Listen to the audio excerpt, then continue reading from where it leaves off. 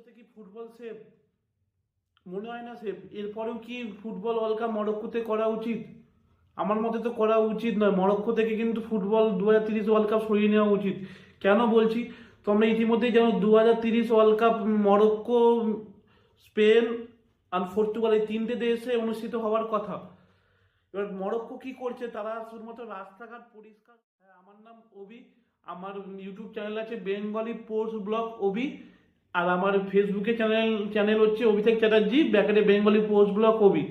এই দুটো চ্যানেলে তোমরা লাইক অ্যান্ড সাবস্ক্রাইব করে রেখো, তাহলে তোমরা প্রত্যেকদিন নিত্য নতুন যে পোস্ট আপডেট হবে সেই আপডেটগুলো তোমরা কিন্তু প্রত্যেক দিন পেতে থাকবে।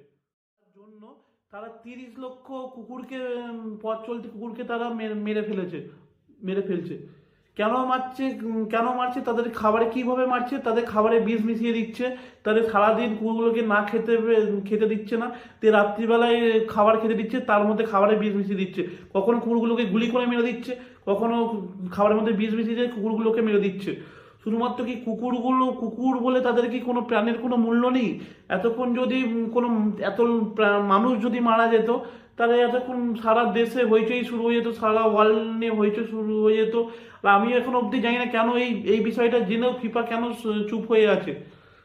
এতক্ষণ কেন ফিফা এই বিষয়টা নিয়ে হস্তক্ষেপ করছে না, মরক্কোর সঙ্গে কথা বলছে না?